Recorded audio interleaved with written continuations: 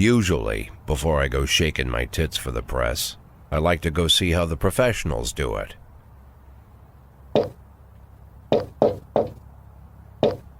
Some might say the chief of police has no business in an institution like this, but in fact it's the quietest and safest place in town.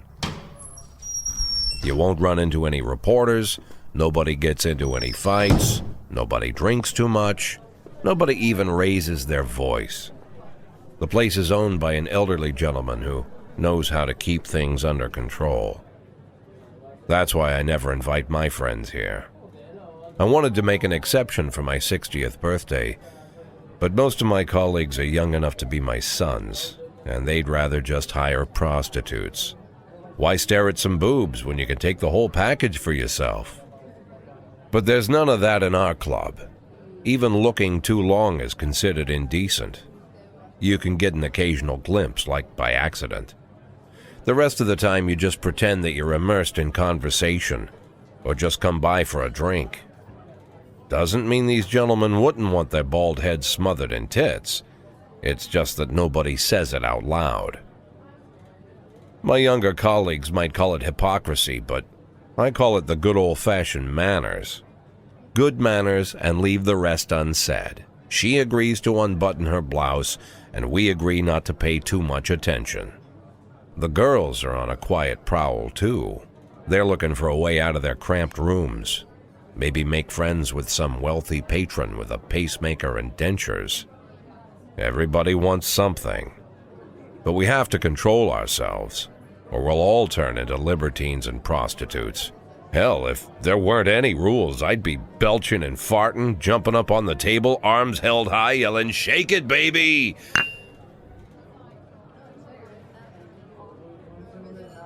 No idea how I got so barbaric.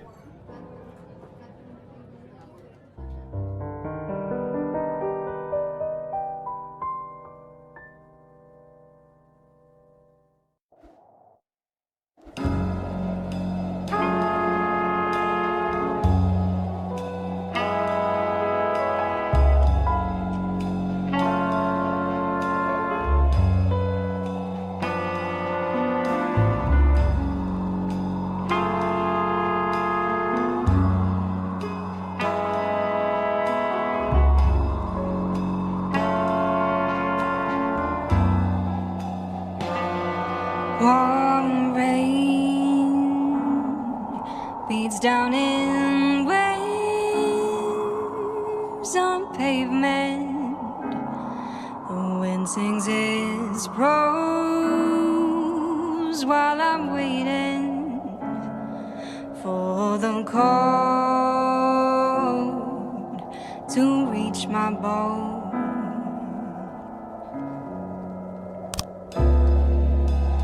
And you appeared in the night, just a shadow.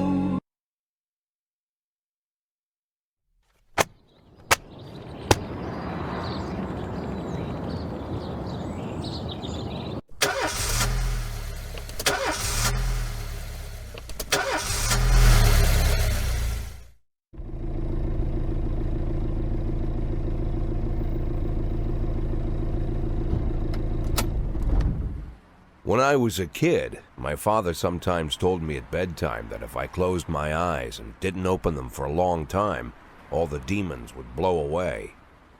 Yesterday I turned 60, but I still take his advice.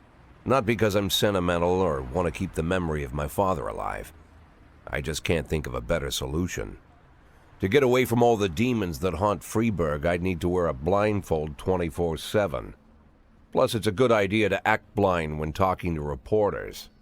At least that's what my colleagues say. They're afraid of press conferences. But for me, it's more like a confessional. No matter what lies you tell, you're privately thinking the honest answers. It helps me remember who I am. The fact that I'll be reading all about it in the papers tomorrow is a small price to pay. Call it penance for the preacher.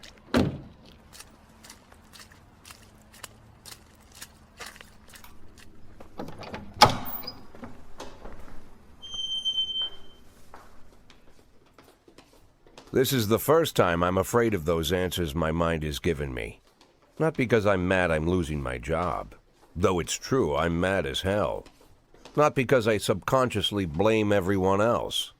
Though I damn sure do blame them. And don't even ask me what my next move is. I can't imagine. But even that doesn't scare me. The worst thing is, I know I'm gonna have to do something. And I'll be damned if I know how far I'll go. I may have a lot of vices, but predictability isn't one of them.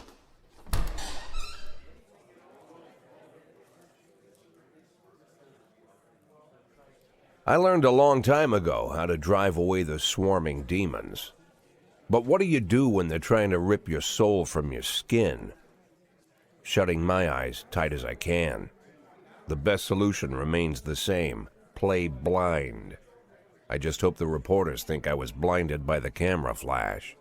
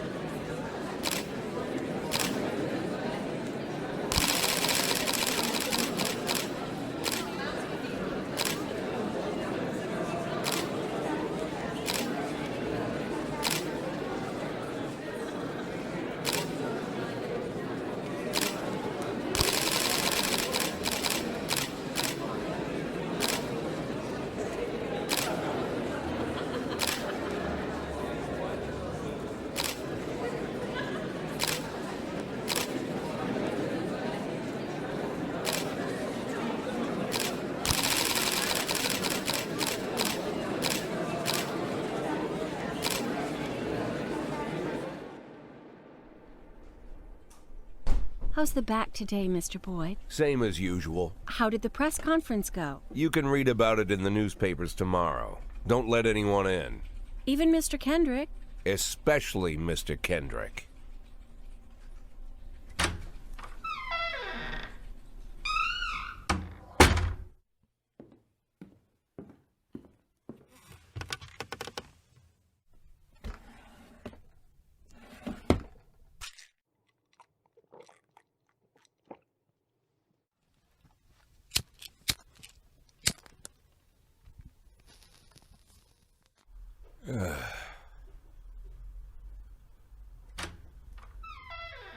As soon as I heard the door creak, I knew what face I'd see. When I tell Emma not to let anyone in, there's only one man it could be. Rude, arrogant, no warning. That's Mayor Rogers in a nutshell. White summer shoes, white socks, white shorts, white polo shirt, and the white smile of a hungry shark. Mayor Rogers enters every room like he owns the place. Even the floorboards under his feet sound like they're creaking an apology. He never shied away from the odd corruption scheme. It's like the devil walks behind him. In the movies, the villains controlling the city play golf with the judges. Rogers plays tennis with them instead. That's about the only difference. Jack, I was hoping to catch you after the press conference. You ran away so quick. There's no smoking at City Hall. No reason for me to hang around.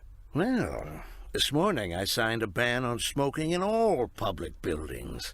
Soon you won't be able to smoke here either. Soon enough I won't be here at all. That's what I wanted to talk to you about. The people of this city like you, Jack. The police chief of all people. Don't Don't betray that, Jack. Don't get wrapped up in any schemes. Sit nice and quiet for the next 180 days, and you'll be remembered as a hero. That's the only thing that you still have left. Be the hero. Then how am I supposed to scrape together a retirement fund? You had a million chances to secure a luxury pension, one that even I would have envied, although I've never set aside any money for myself. I'm not planning to retire anytime soon.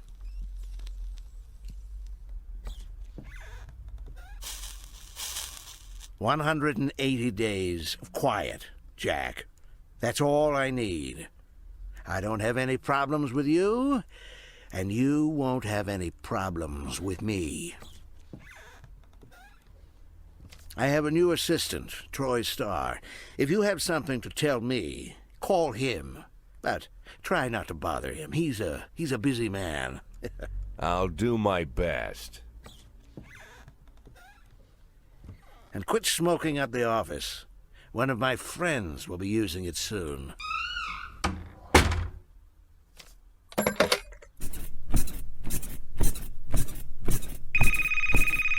Oh, I'm sorry, babe. Only the mayor has this number. Mr. Mayor? Yeah, is this Troy Starr? Yes? Go fuck yourself, Troy Starr.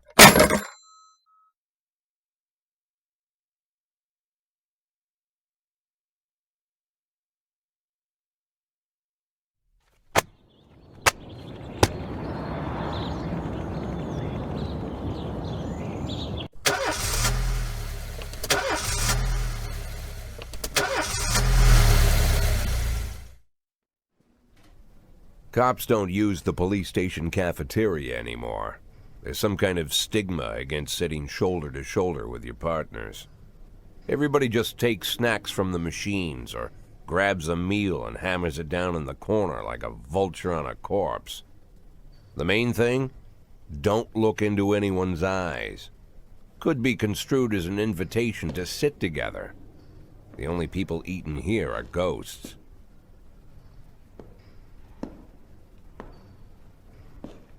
My deputy, Francis Kendrick. He recently became one of those ghosts. The subject of one of the most devastating corruption scandals in the history of Freeburg. No evidence to support the accusations, but everyone knows Kendrick's days are numbered.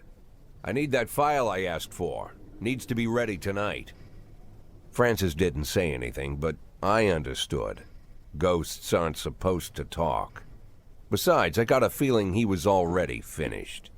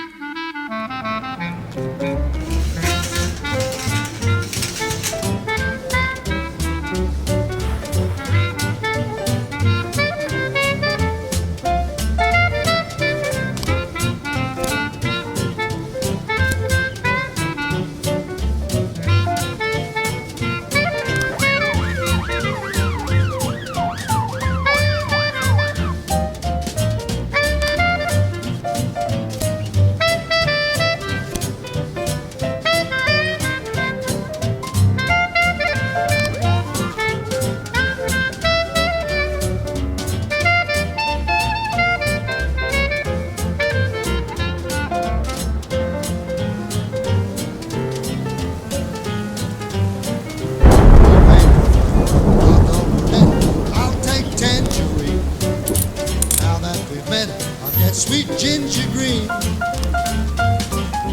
that is for danger, so I know just what they mean.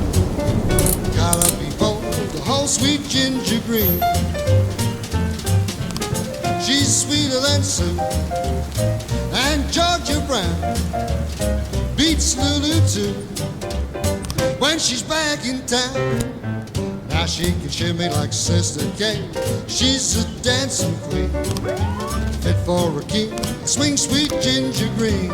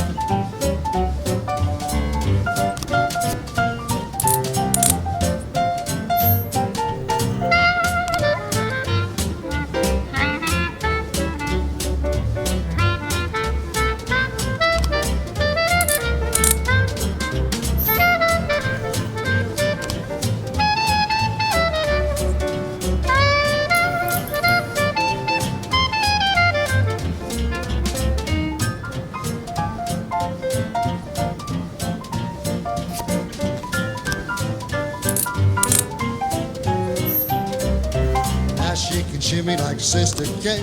She's just a dancing queen, fit for a king. Swing, sweet ginger, swing, sweet ginger green.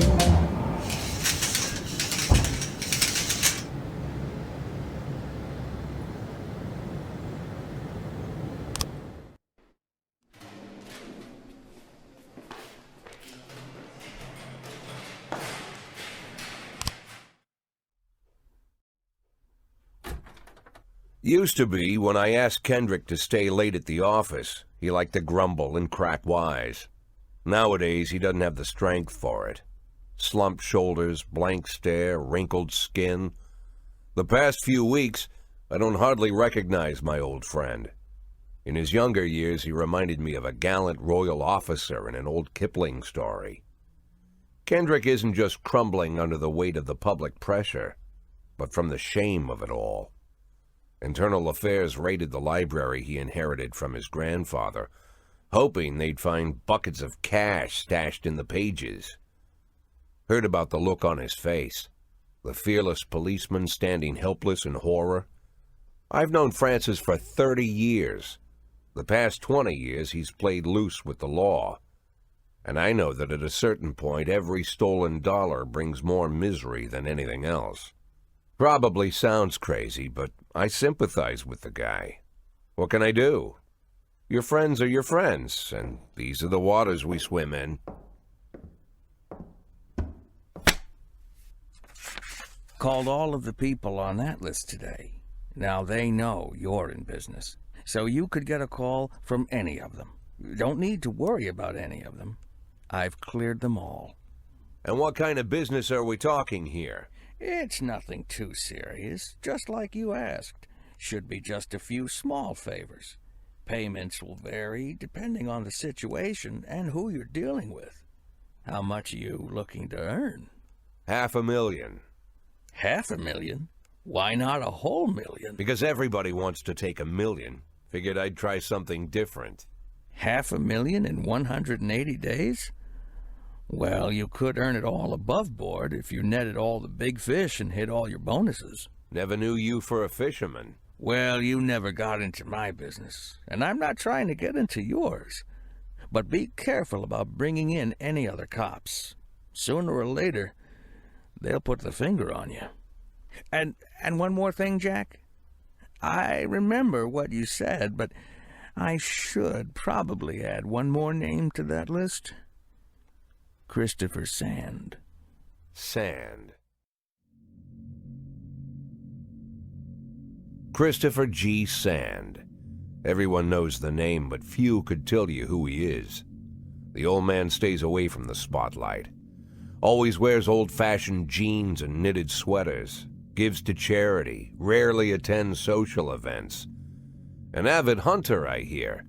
Even dabbles in poetry. You'd never guess he's the head of the oldest and most powerful gang in the city.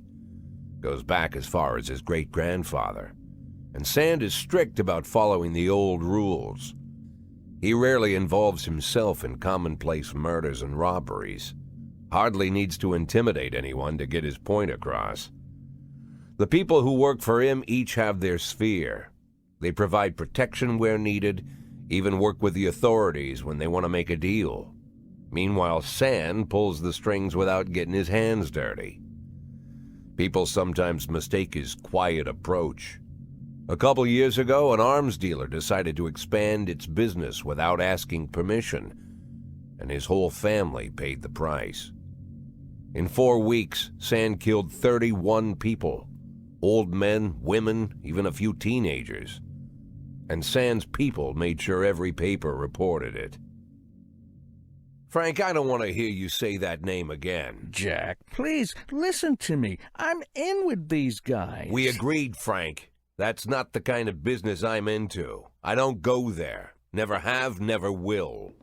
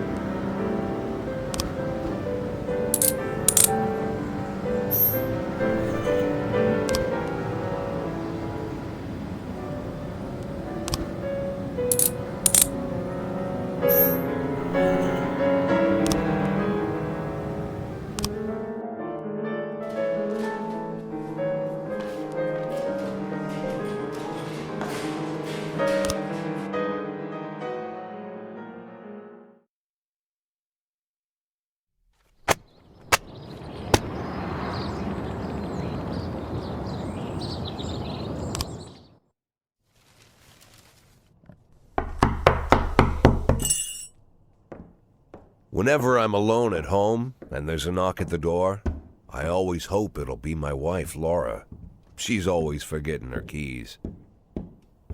Hello, my name is Steve, and you're Jack Boyd, is that right?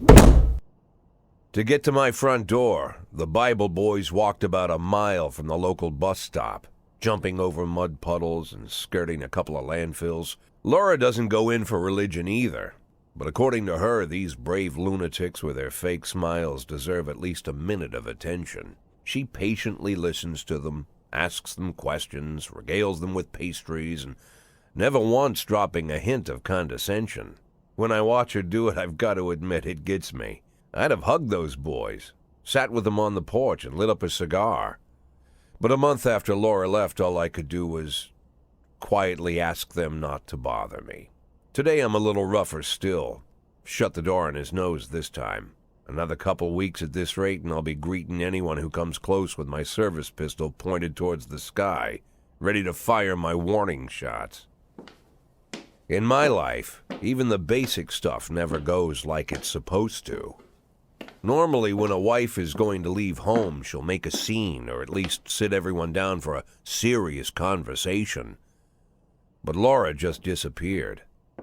The children in the stories always stand on the side of the mother, but all three of our sons supported me.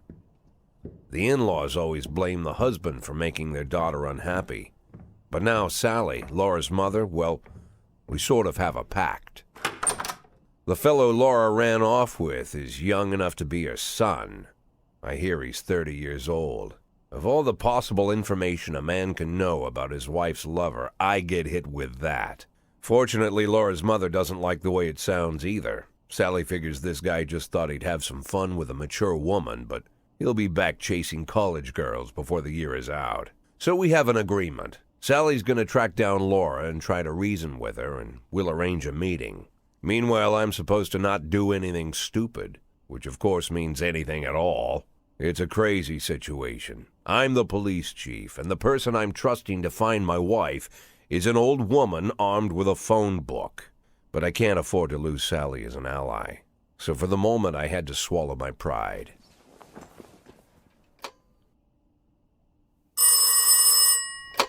Hello. Mrs. Markham, this is Boyd. Oh, is there any news? That's what I wanted to ask you. Have you found anything? An address, phone number? Have you spoken to her?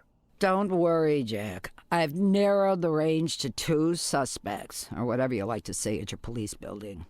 At my police building, we find people faster than a funny old woman chirping on the phone with my wife's girlfriends. Oh, you're an old man, Jack. Come to your senses. They'd give us straight odds on the street.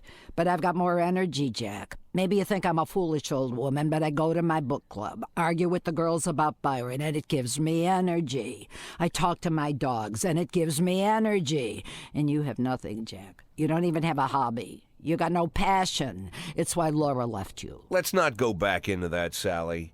Find my wife, and we can discuss my hobbies later. I'm waiting for your call, and my patience is running thin. Laura, if you've stopped loving me, I'll let you go. I can't expect the impossible from you. Just don't let me die out here, okay?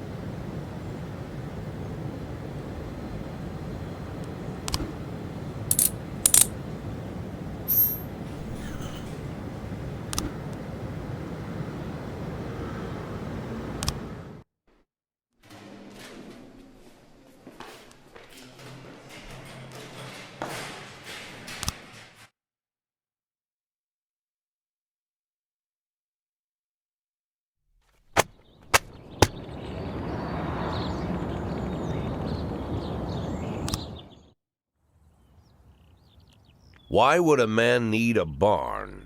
To store all the stuff you can't bring home.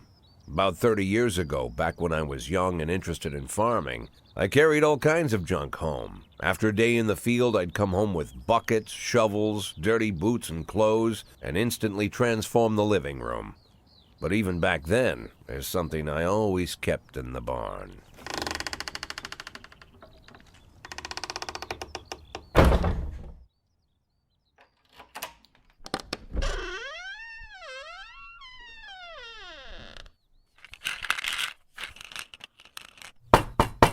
I stopped keeping my pills inside the house because every time I was about to take a triple, someone would knock on my bedroom door. Now they're knocking on my barn door. Well, fine. It's not every day that someone comes to visit your barn. In all the years we worked together, Kendrick never came to visit the house. We drank at bars, went fishing, went to the mountains, even chased off some poachers one time. But he never came for dinner with the family. We never watched football over here. And now he's brought his friends to visit my barn. I always try to look unsurprised, like it's an everyday thing to get visitors at the old barn, especially guests with their own personal bodyguards. But Kendrick is sharp enough to see he's caught me with my pants on backwards. Sorry for the surprise, Jack. We saw you from the car. Figured we'd find you in here. I'm going in for a minute, fellas. These guys will wait outside.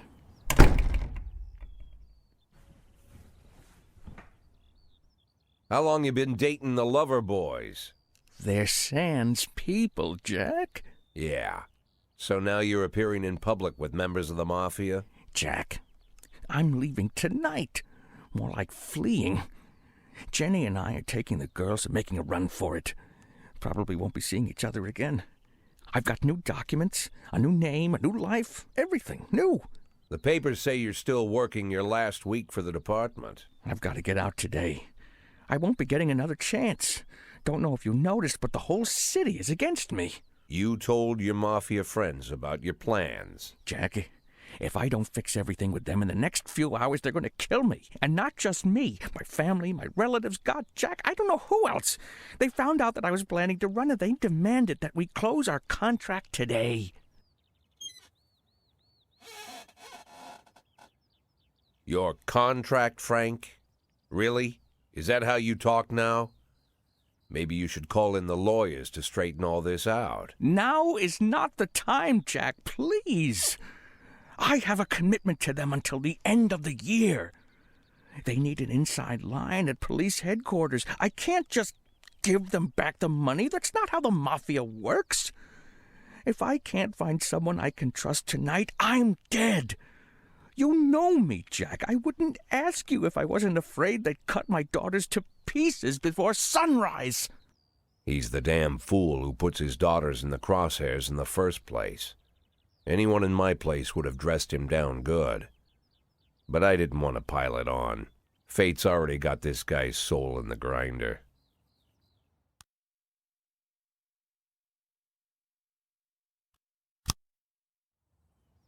I'm not gonna lecture you, Frank. I don't think I have anything to say that you don't already know. I'm sorry for your family. I wish them all the best of luck.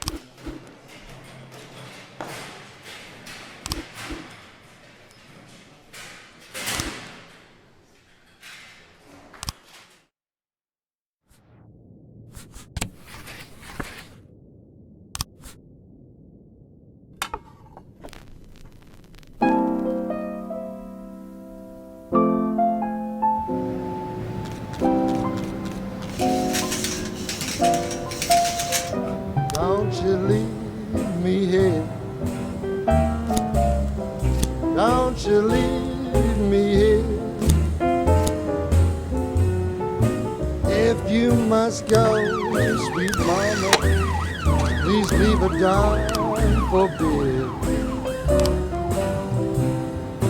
Rooster crow and a hen ran around. She said, if you want my fricassee, you'll have to run me down.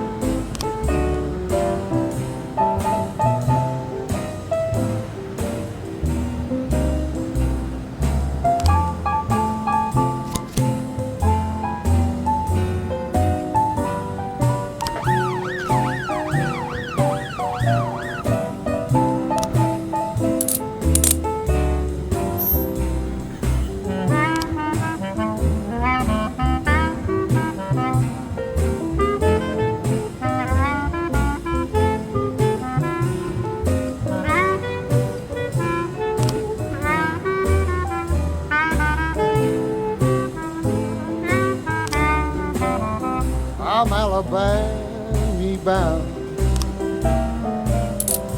Alabama bound. I followed you round from town to town. I'm Alabama bound. Don't you leave me here.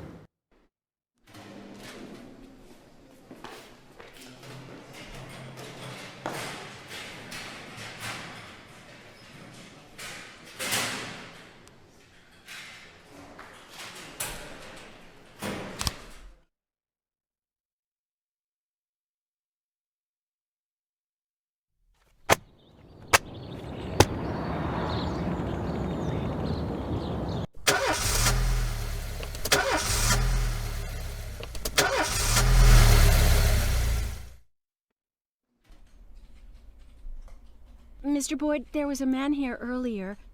He left you this. A man? What man? Who let him on this floor? I don't know. I've never seen him before. I asked him his name, but he just ignored me. He was talking on a big telephone, you know, one of those portables. He gave me this envelope and left. Damn.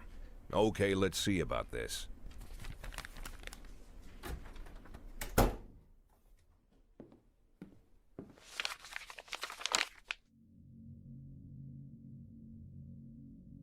The photo could have been doctored, of course, but Sand doesn't go in for cheap theatrics. Kendrick is dead, his family is dead, and they probably died slowly and painfully. But Sand's got a bigger game. He's not trying to frighten me. He's just trying to clue me in on the facts. I didn't agree to work for him on my own, so now they're just going to insist. Boyd. Good morning, Jack. I believe you just received my message. Who am I speaking with? Oh, I'm sorry. I forget some people don't recognize my voice. But I assure you, Jack, if I was sitting right there in front of you, you'd have no trouble recognizing me. Like I was a member of your family. Even better than a wife, perhaps. A wife can betray you. No man is immune. I don't talk to people who don't tell me their names. Oh, Jack, don't be so childish. You're too old to run away from strangers. Yes, we both are. And in our old age, friendship becomes rare and all the more precious. But of course, we must work with new people and find out new names. So if you insist, Jack, let us formally meet. Hello, Jack Boyd. I'm Christopher Sand. Wonderful, Mr. Sand. And what is it you do for a living? Oh, you'll soon find out all about that. Well, you'll learn much more than a simple policeman could ever expect. You're a simple policeman no longer, Jack. Don't turn off your phone. You start today.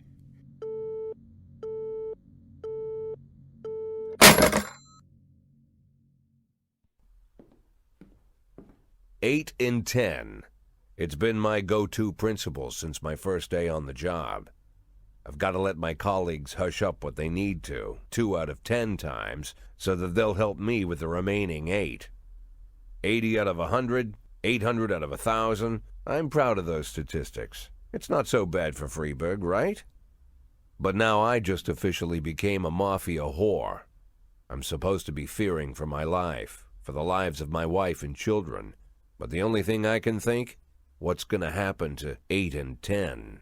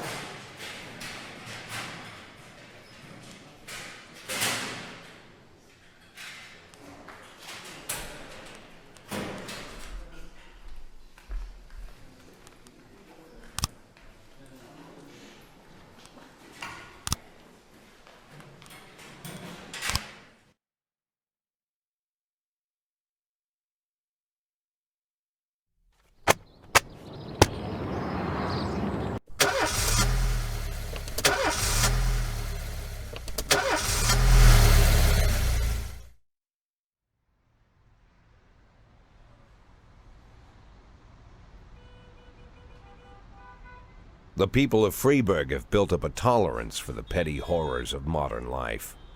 You'll never see crowds gathering around a beaten passerby. Folks rarely even slow to gawk at a car accident. And street theft doesn't turn heads anymore. Been a long time since people got worked up about stuff like that. So when I ran into a troubled crowd on the way to work, I knew there was something serious going on. Something bad enough to knock these people out of their daily rhythm. And we're talking about people who would step over a corpse if it was blocking the door to the coffee shop. But apparently all it takes is a bunch of leaflets, or spreading broken glass across Main Street, or releasing a couple of hundred rats in the ice arena. The mysterious figure taking responsibility for these strange acts goes by the alias Robespierre. Nobody knows who he is, what he wants, or what all this adds up to, from the buckets of lard spread on the sidewalk to the front door of City Hall covered with ostrich feathers. But this strange cross between childhood pranks and cheap theatrics has got the people all worked up. Everyone understands when some Freeburg crook satisfies the basic human need to rob and kill. But when someone steals a lion from the local zoo and locks him in a cell below the courthouse, the people start asking questions. Myself, I kinda like this Robespierre. It's not just the pranks he's pulling or his green bull's head emblem. I just like his funny nickname. Robespierre? Really? Who does that make me? The Marquis de Lantenac? I don't think so. In the old books about revolutions, I fancy myself the old gunner who goes off to war with a bag of damp powder. Or maybe the innkeeper who tops up the beer kegs with mop water. It's something to think about.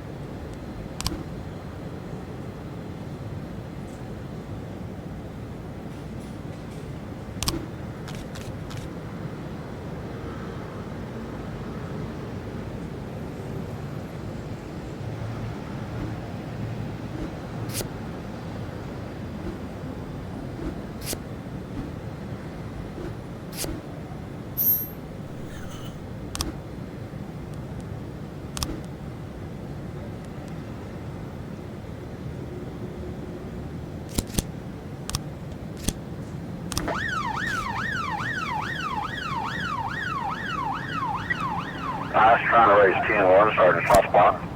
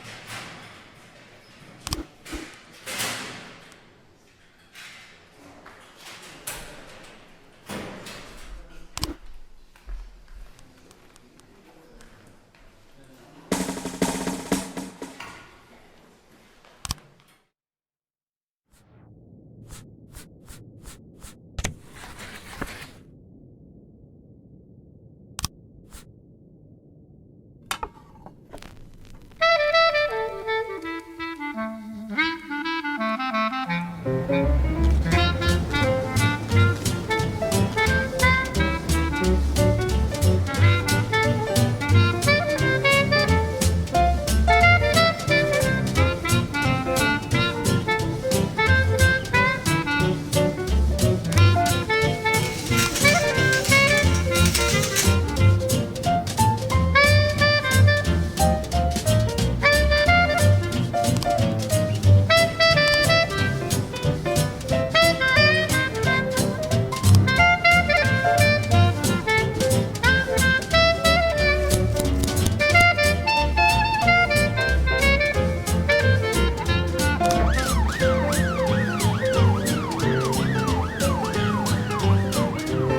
may prefer a blonde or brunette. I'll take tangerine. Now that we've met, I'll get sweet ginger green. Red is for danger, so I'm told. I know just what they mean. Gotta be bold to hold sweet ginger green. She's sweeter than Sue and Georgia Brown. Beats Lulu too when she's back in town. Now she can shimmy like Sister Kate. She's a dancing queen, fit for a king. Swing sweet ginger green.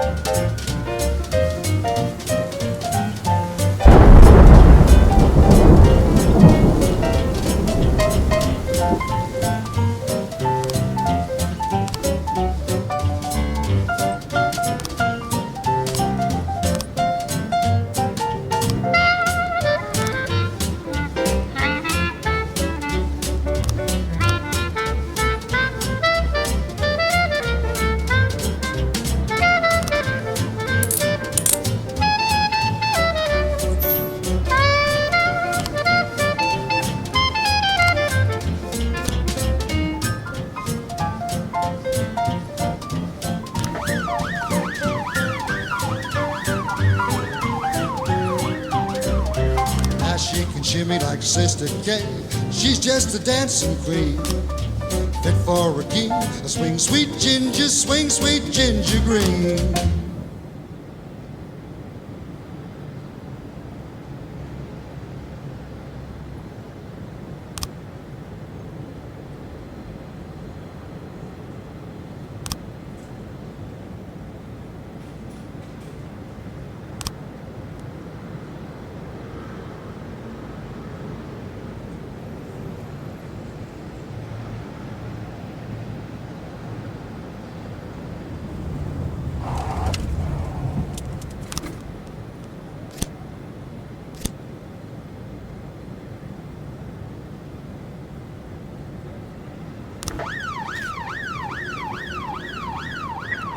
I was trying to raise 10-1, Sergeant Hot Spot.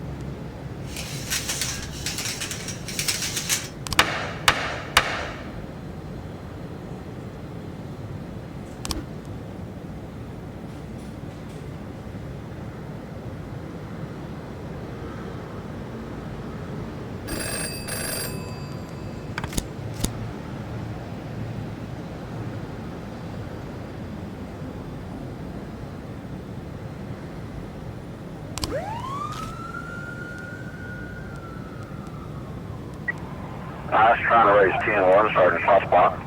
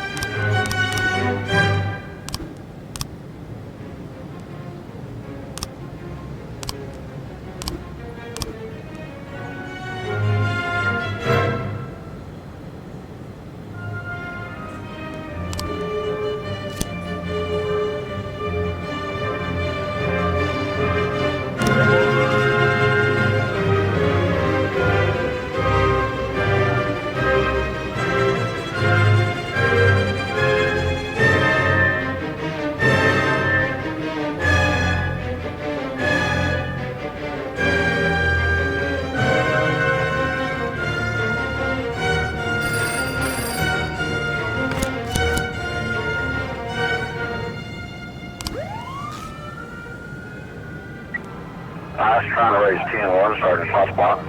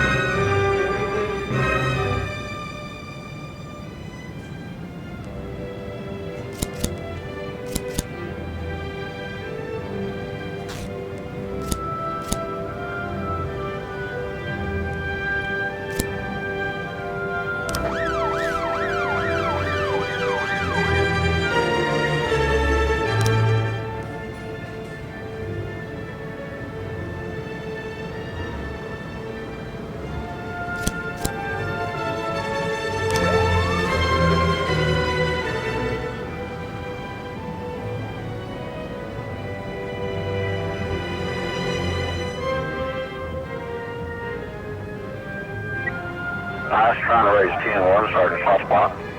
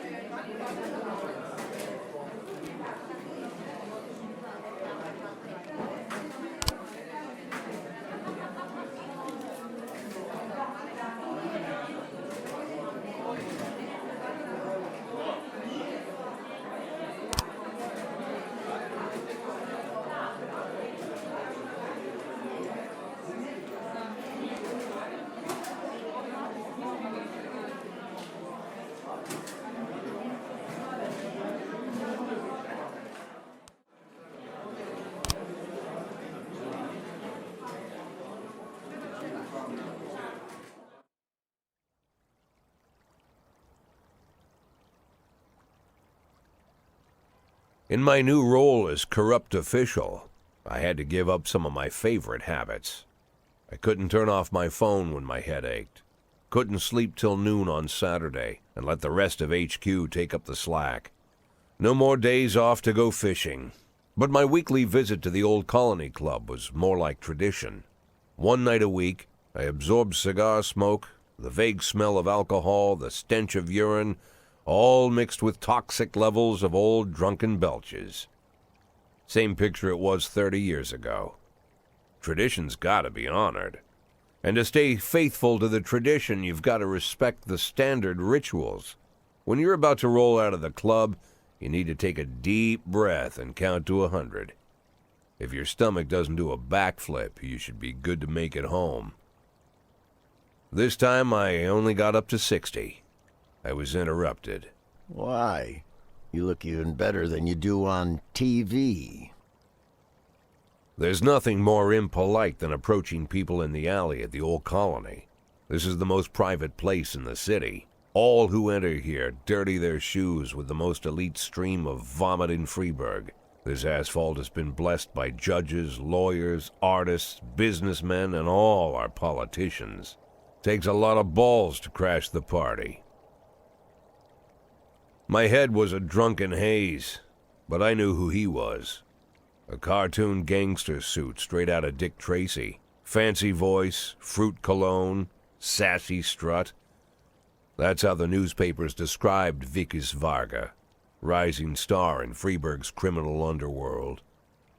He appeared out of nowhere, and with the support of the local punks, Varga broke all the old rules of organized crime. He killed those who could not be killed, traded what could not be traded, and robbed those who could not be robbed. In just a single month, this man had gathered an incredible amount of power. He's been called everything from a clown to a madman to a criminal genius, and more often than not, he's called a low-class upstart short on ideas. But if Vargas was one of the old crime bosses, he'd have been cut into pieces and fed to the river. Look past this guy's arrogance, and there's something about him. The city is still deciding what to do with him. Meanwhile, he's burning down the houses of old city mobsters. Not the best time to talk, Mr. Varga. Ah, you know my name. I'm flattered, although not very surprised, to be honest. I might be a little short on manners. Like they say in your fair city, with the right manners, you can go anywhere. Well, I don't want to go anywhere.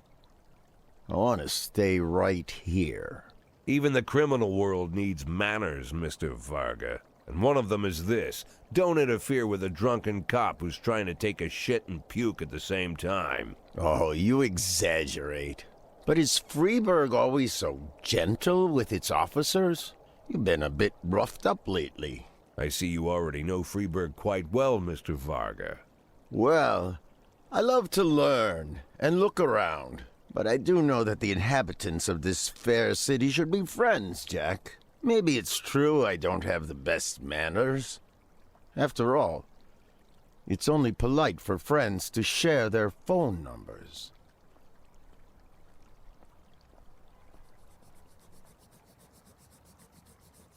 This city of yours moves so fast. I feel like I'm hooked on amphetamines all over again. You wake up in the morning full of ideas, and by nightfall, you've all had each other killed. So don't wait too long to call. I don't mind if you're drunk. It's all the more fun. I'll be stoned myself, most likely. Hell, I'm a little stoned right now. It's the only way to live in this place. I like your city, Jack. I'm here to stay. If it weren't for the phone number written on my arm, I probably wouldn't have remembered the conversation in the morning. But there was no reason to worry. I'd be getting a reminder soon.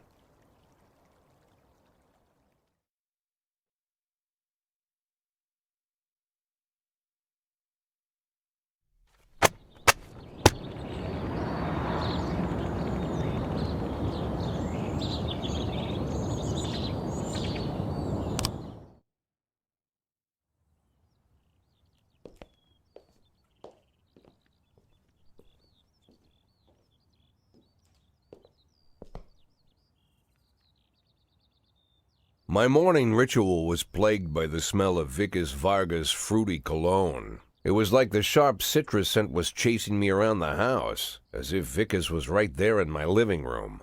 When I finally realized the smell was coming from a big basket of oranges, it didn't put me any more at ease. I'd opened my door to lots of threatening mail, evidence of criminal wrongdoing, even a dead ferret or two. But fruit? Never.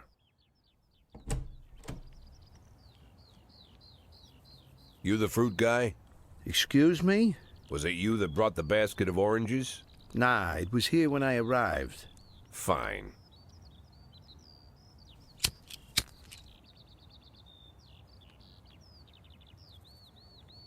So who are you? Today, I'm your driver. And where are we driving? To work. That's it? Yeah, we have to make an important stop along the way. Where? The ranch. What ranch? Just the ranch. Fine. The morning seemed surreal, and I took in the magic. Why wreck it with meaningless chatter? As my tight-lipped chauffeur drove an hour through God knows where, I started to feel like I was in the middle of a bad dream, probably lying bloody and concussed in the alley behind the old Colony Club, my nose buried in a rotten orange peel. But no, this was no dream. The silence was real. The sound of the engine was real. The dust was real enough, too. And there was the ranch over the horizon. It all seemed familiar. The Sand family's overbearing mansion has been the talk of the headlines for decades, but few have managed to get closer than a few miles. I guess I'm just lucky.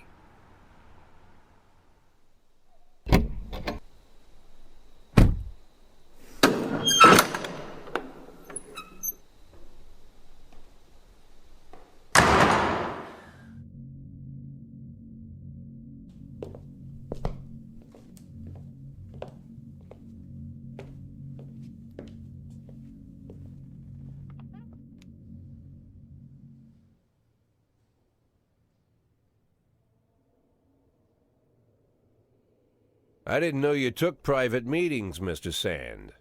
Only if I expect good company. I'm surprised my company ranks at all. Today, yes. Today is a special day. So it seems. Do you often go to the old Colony Club, Jack? Every week. Meet any interesting people there? As a rule, no. Sometimes you make a date, right? Sometimes make new friends. Sometimes, I guess. But that's not why I go. And why? I consider it a hobby. A hobby. Do you know anything about my hobbies? Well, judging by the half-dozen animal skins I stepped on walking over here, it's not much of a reach to say you like hunting. Love it. Well, I say that now. It seemed so tedious when I was a child. Took ever so long. But now I'm older. I've developed a new talent. What talent is that? Patience. The will to wait for the right moment. Let's say you want a deer. You know, you deserve it. You've even decided what dishes its meat will go to and where you'll mount its horns. But to get that deer, you've got to wait. To sit in the bushes and stay nice and quiet. Professional hunters will tell you that the hunt is a rare craft. There are many rules. It's shrouded in mystery and ancient skill. Well, that's all complete nonsense. To get a deer, you just sit on the sidelines for a long enough time, pinpoint the moment when it's finally time to shoot. I learned the talent, Jack, but not like you. Oh, Jack, you truly are the master. I don't understand. Oh, come on, Jack. I know about the 500,000. I know your plan. Kendrick told me everything. Needless to say, I'm impressed. While some people learn to hold their breath for minutes on end and not to rustle the leaves too loudly, why you decided to just become the foliage. You turned yourself into a bush, surrounded by deer who've been so fruitfully multiplying for decades. But all this time you've held your rifle at the ready. Forgive an old man his imagery, Jack. I've the heart of a poet, I confess. Look, I don't know what was said between you and Kendrick, but it sounds like you got it wrong. Oh, I think I understand everything just fine. And I think we understand each other quite well. Jack, in the coming war, we'll make excellent partners. What war? One war falls upon every generation. My grandfather drove out the Ambersons back when he was 27. My father destroyed that psychopath gangster, Maurice Bell, when he was a sprightly 30. At 69, I'd begun to think my war had passed me over. But my time has come at last. Tomorrow Vicus Varga declares war, and I'm obliged to answer. So we're talking about Varga now? I don't know how he thinks. I don't even know whether he plans his actions or not. I can't divine his purpose. Hell, I don't even know where he comes from. He's a man not of our breed, wouldn't you say? But when he arrived here, I invited him in, told him we could work together. An official invitation penned in my own hand and written on some very expensive paper. And can you imagine his reply? A fruit basket. What sense can be made of such a message? I guess it means whatever you want it to. Precisely. I'm late for work, Mr. Sand. You know, Jack, I could just give you 500,000 right now, cash, whatever denominations you like. But I would never insult you so. If I went stalking my prey for so many years, I wouldn't want someone else to shoot it for me. I understand you, Jack, and I'll never ask you for anything that's contrary to your nature. Just think about our conversation. Think about it, and call me.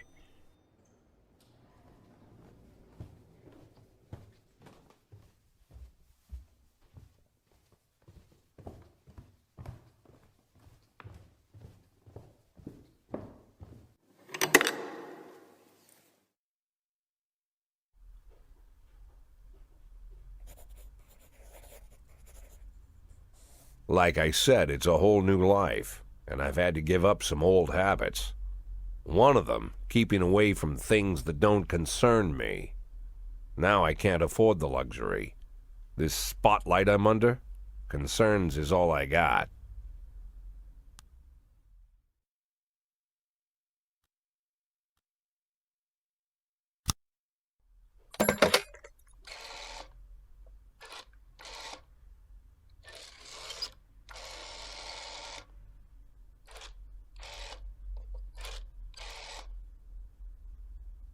Tell him it's Boyd.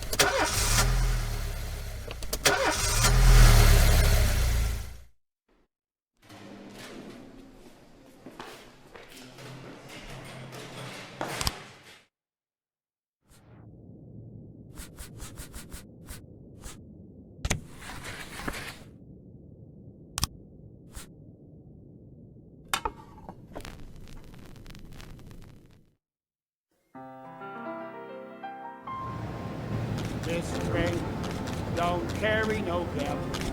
This train don't carry no gamblers.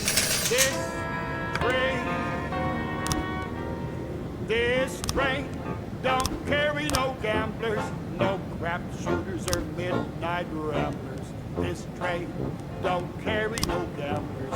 This train. While I was on that train at 5:02, heading for Mobile, I had a couple of dicks in my pocket just to make the price of a meal. Well, I threw them on the blanket and they started doing tricks. I was on that train at 5:02, they threw me off at 5:06. Well, this train don't carry no gamblers. This train don't carry no gamblers. This train don't carry no gamblers, no crap shooters or midnight ramblers. This train don't carry no gamblers. This train.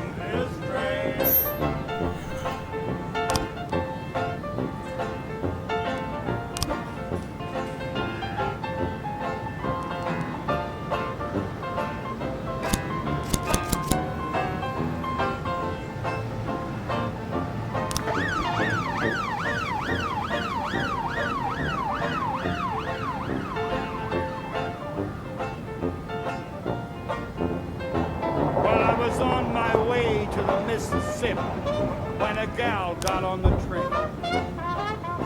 I sat right down beside her and she started to complain. The conductor caught the action. It was somewhere near St. Joe. I was on my way from Mass to Miss, but they threw me off in Mo. Well, this train don't carry no gamblers. This train don't carry no gamblers. This train don't carry no gamblers, no crap shooters or midnight ramblers. This train don't carry no gamblers. This train.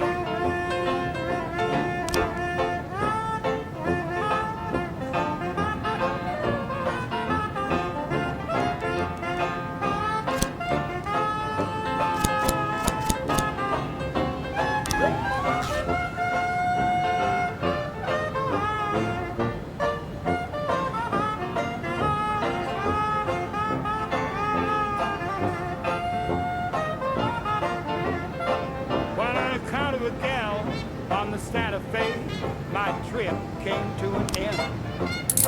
I said, miss, on a lonely train like this, a guy could use a friend. Again came the conductor. Again I was cut off. He said, pal, I don't know where you got off, but I can tell you where you get off. Well, this train don't carry no gamblers. This train don't carry no gamblers. This train don't carry no gamblers, no crap shooters or midnight ramblers. This train don't carry no gamblers. This train.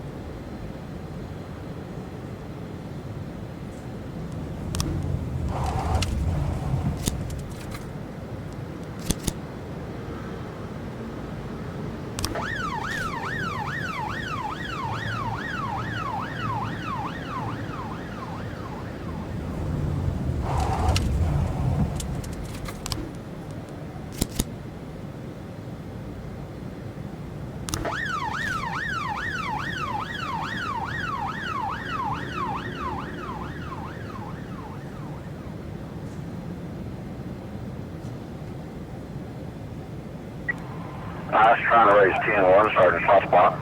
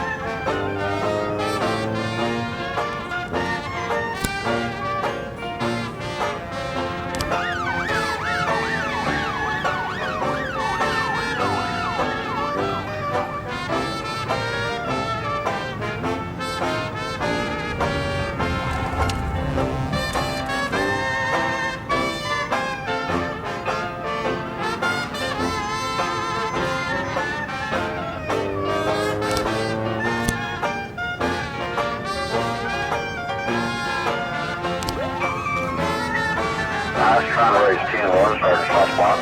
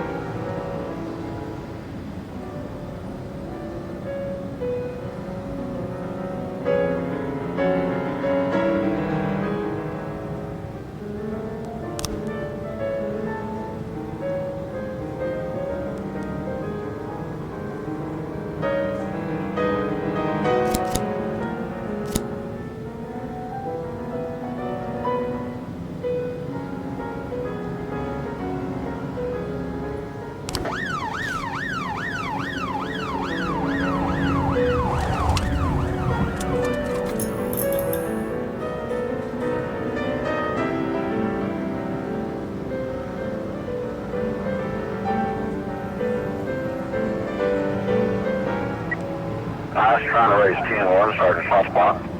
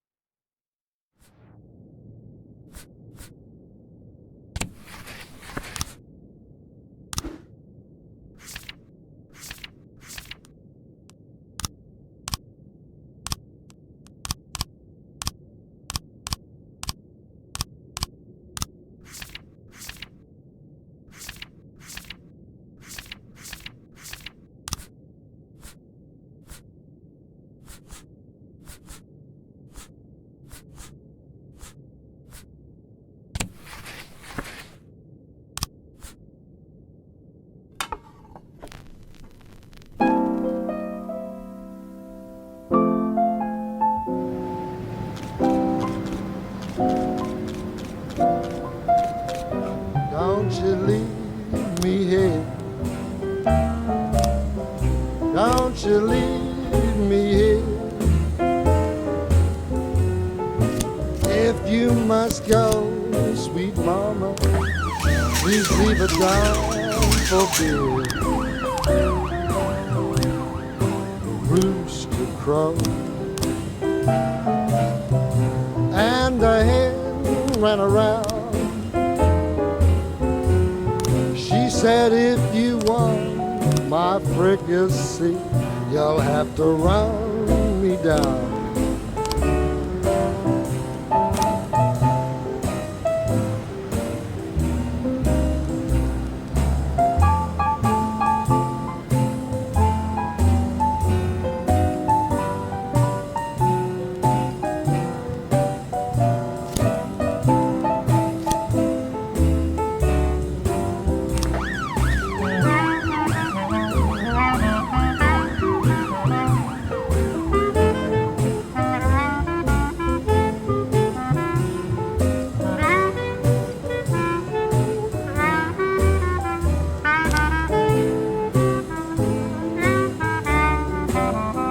I'm Alabama bound, Alabama bound. I followed you round from town to town. I'm Alabama bound. Don't you leave me here.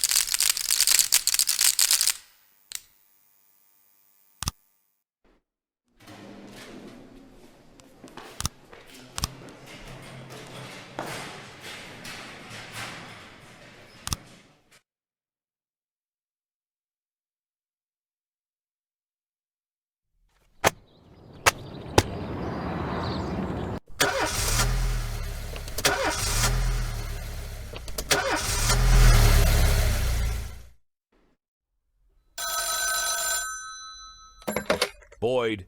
Is everything okay, Jack? I'm not calling in the middle of a job. No, you're okay. Did you find her? Yes, I found her. Nothing shocking, don't worry. She's living with an insurance agent in the suburbs. He's 31 years old, recently divorced. He has a funny car, you know, like in that movie where that... Did you talk to her? Yeah, we talked. More like I talked and she basically cried. God, she hasn't cried so much since high school. You know, she was dating this boy from a restaurant and, what was his name? And so, Laura, she'll be back? Of course she'll be back. She just needs time. Time? You mean once she gets tired of screwing the insurance agent? Jack, you're talking about my daughter. Yeah, I know. I want to... Well, I just wanted to come back as soon as possible. Don't worry, I'm with you. We just need a little patience. I know it's asking a lot, Jack, but you really just gotta be patient. Wait for my call.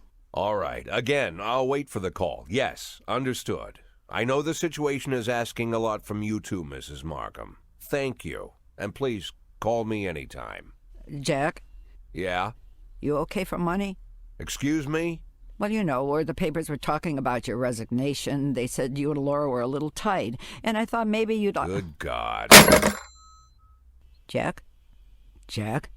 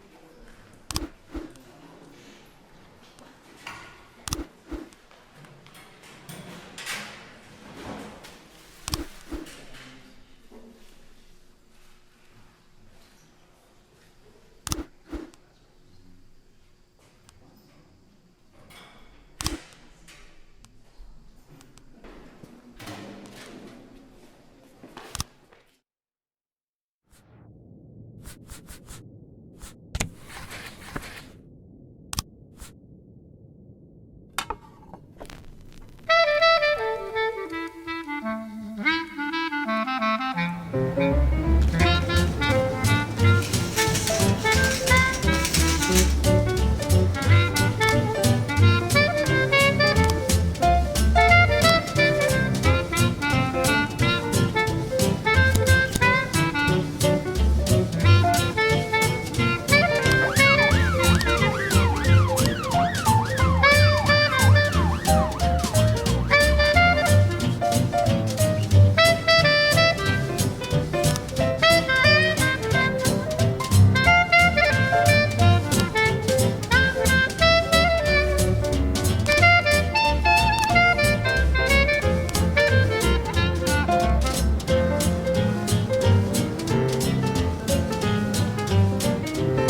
may prefer a blonde or brunette.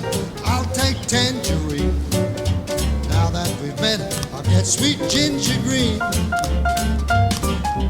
Red is for danger, so I'm told. I know just what they mean. Gotta be bold to hold sweet ginger green. She's sweeter than Sue and Georgia Brown. Beats Lulu too when she's back in town. Now she can shimmy like Sister Kate. She's a dancing queen, fit for a king. Swing sweet ginger green.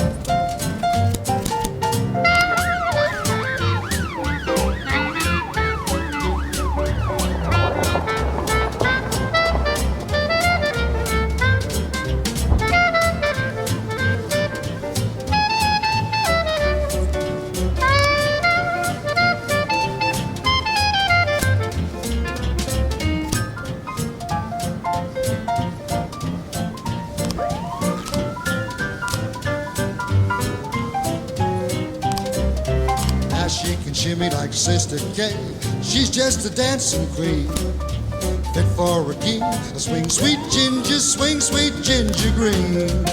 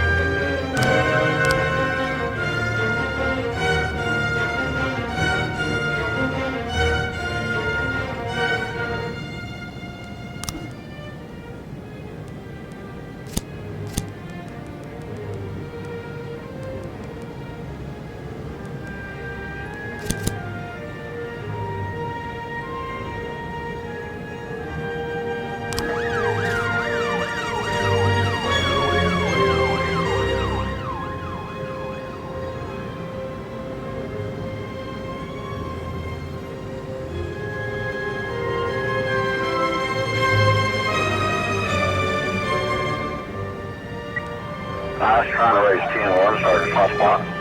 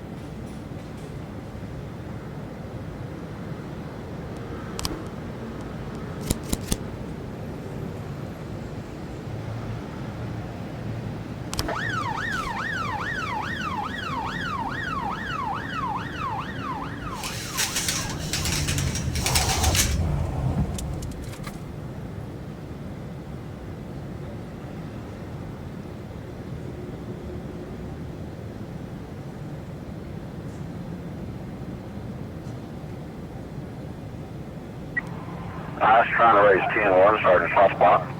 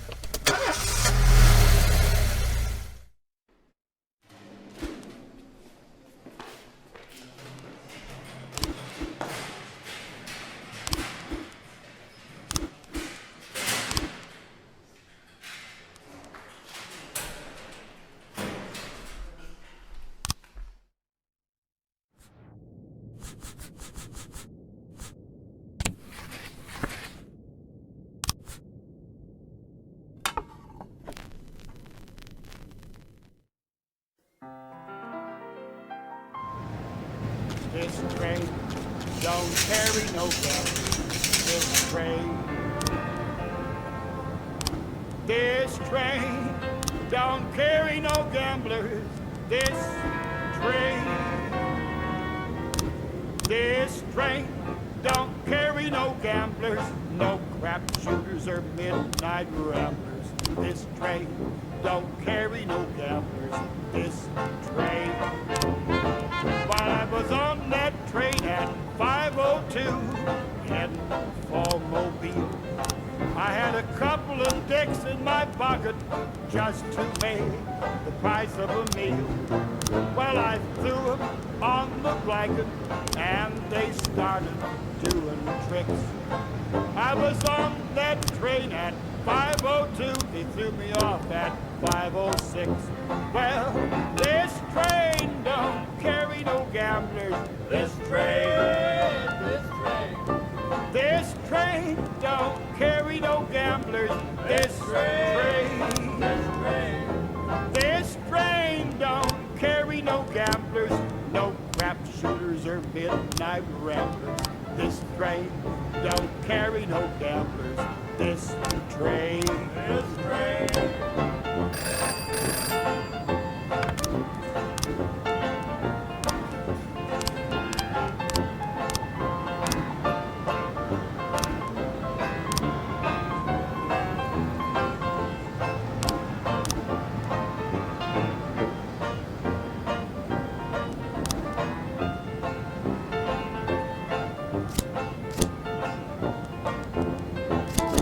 Was on my way to the Mississippi when a gal got on the train.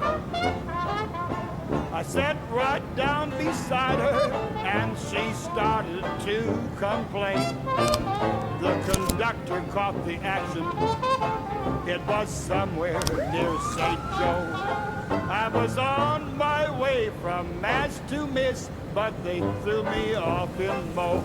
Well, this train don't carry no gamblers. This train, this train don't carry no gamblers. This train, this train don't carry no gamblers, no crap shooters or midnight ramblers. This train don't carry no gamblers. This train.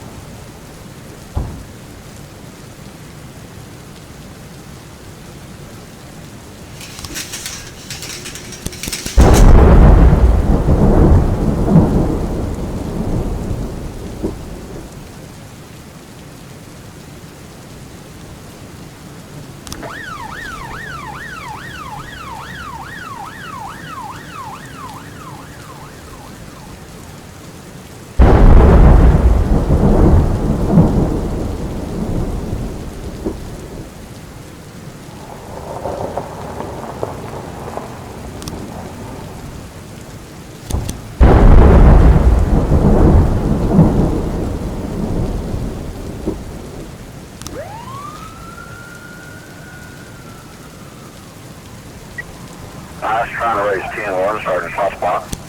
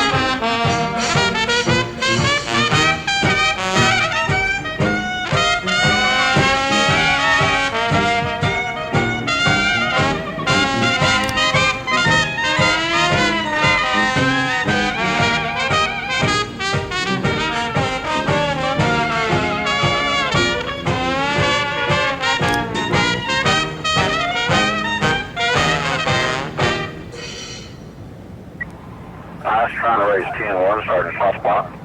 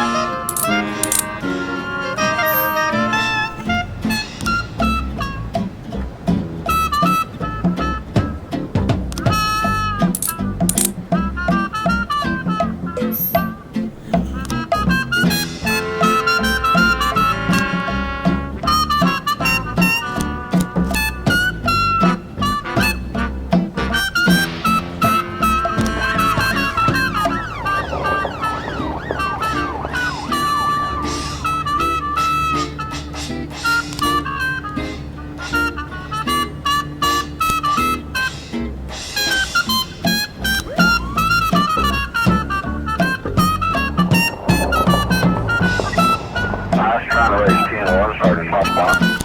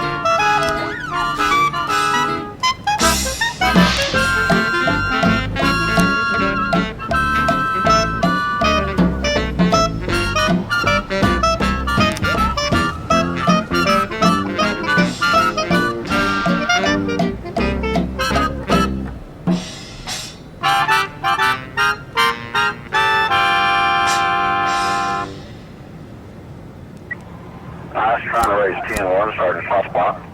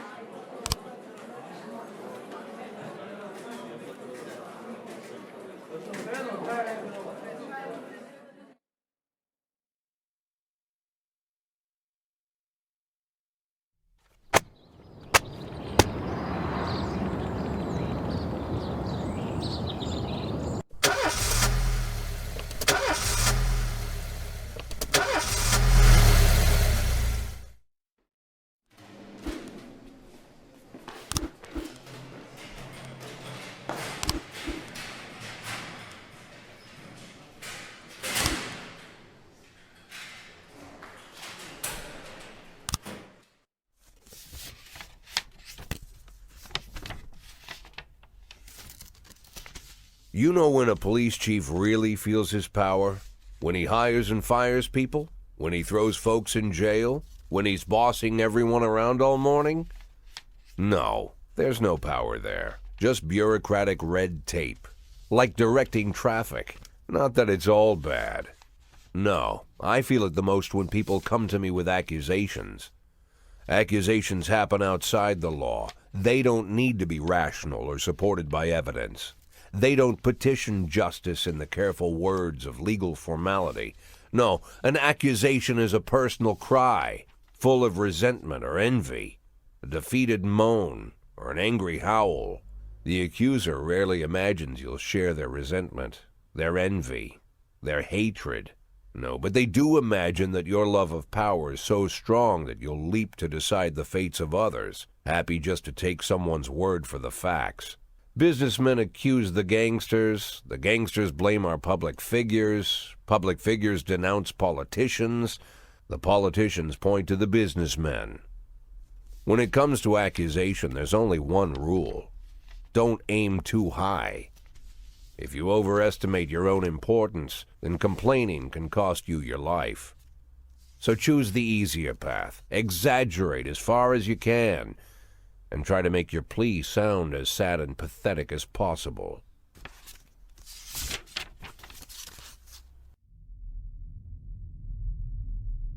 The accusation I received today sure didn't fit the normal mold.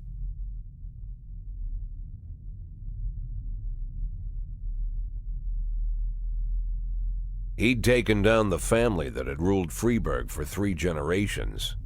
Within a few weeks of his ascension, Vikas Varga had already made it clear he liked this town and he was here to stay. Anyone with an objection would die.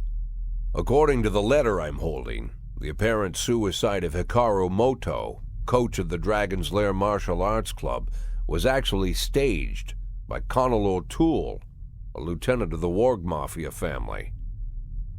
O'Toole, under the protection of the Wargs, organizes illegal fights where anything goes. He recruits fighters, takes bets, and even makes a showing in the ring from time to time. Once this huge Scotsman found himself in the ring with Hikaru Moto. O'Toole figured he could easily defeat the skinny Japanese man and put a lot of money on himself. But Hikaru Moto opened up with such punishing damage that O'Toole had to give in right away. O'Toole might have given Moto the win that night, but a few days later he showed up with a gun at the man's house and demanded his money back. Hikaru refused, but O'Toole beat him until he showed him where the winnings were hidden. O'Toole then shot Hikaru Moto in the head, scrawled out a quick suicide note, and left it next to the body with a gun. Looking at the photo of the red-headed thug, it's hard to imagine he was beaten by a fellow half his size. And why would he kill him anyway? O'Toole could have just beaten the crap out of Moto, taken the money, and walked. It's not like his victim could go to the police complaining about the theft of illegal proceeds. There is something wrong with this story.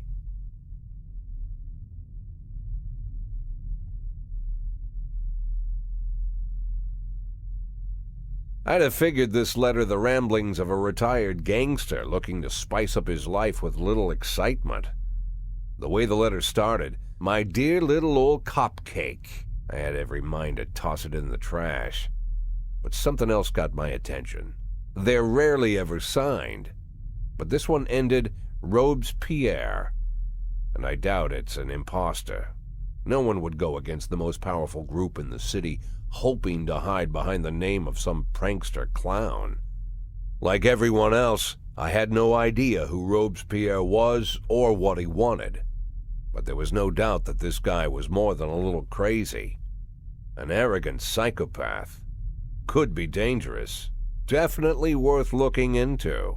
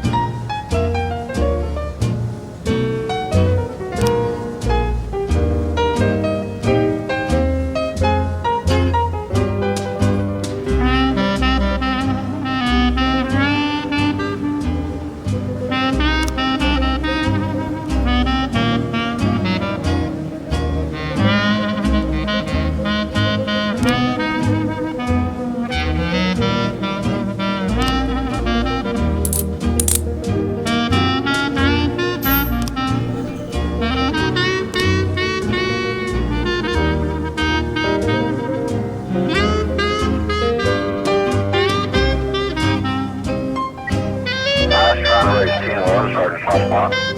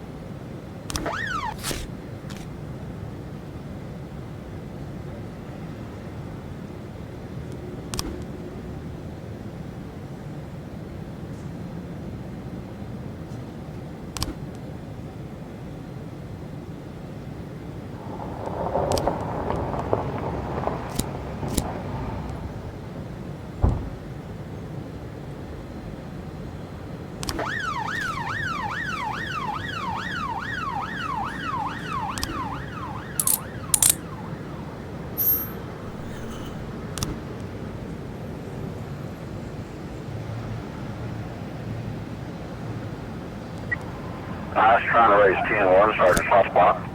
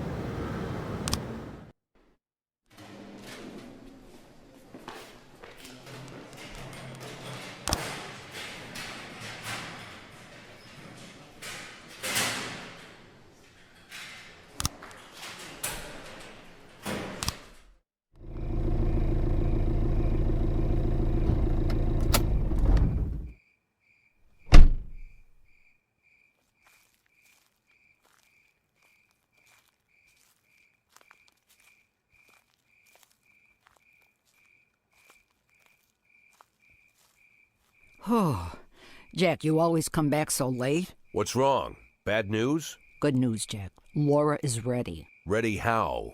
She's coming back? When? Not that fast, Jack. Laura's ready to talk. But if she's ready to talk, she's getting ready to come back. You just need to find the right words. You can find the right words, right, Jack? I'm not an idiot. I didn't ask for this, Jack. It's the middle of the night, and I'm alone on an old farm, 40 minutes away from anywhere, sat on a creaky porch, and now I'm getting snapped at. I came here so you could personally promise me that you'll be able to find the right words. So let's try again. You can find the right words, right, Jack? I can find the right words, Mrs. Markham. That's good to hear. Tomorrow night at 3 o'clock at the Octopus Restaurant. You know it? Yeah, but it's closed at night. Oh, I've arranged for them to be open. Don't be late. But don't come too early either.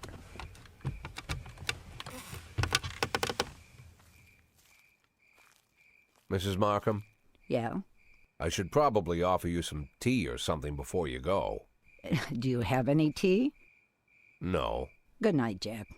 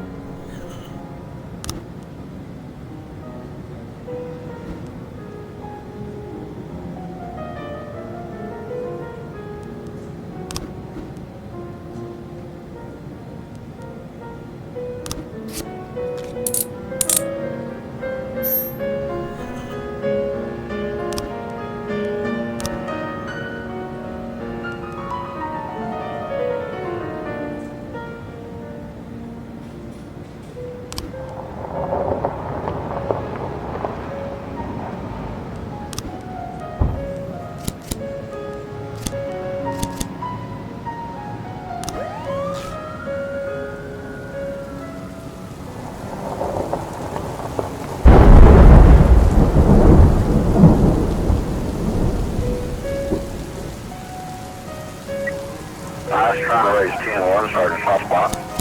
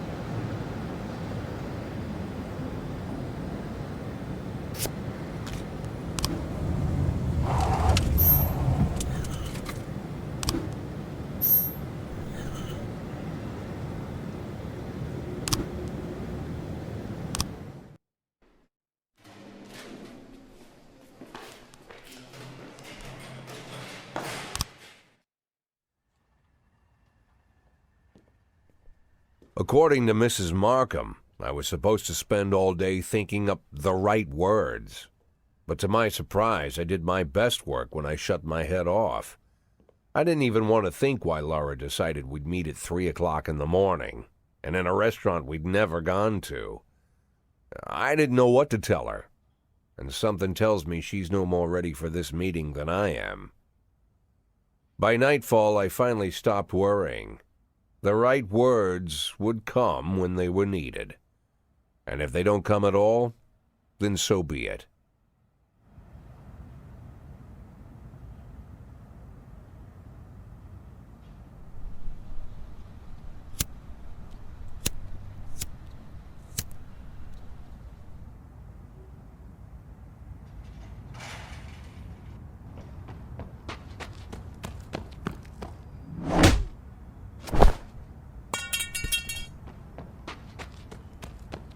I've heard said, when you're knocked out by a single blow, you don't have time to feel any pain. Well, that's a lie. It's painful as hell. Every day I spent in that coma, the pain was unbearable.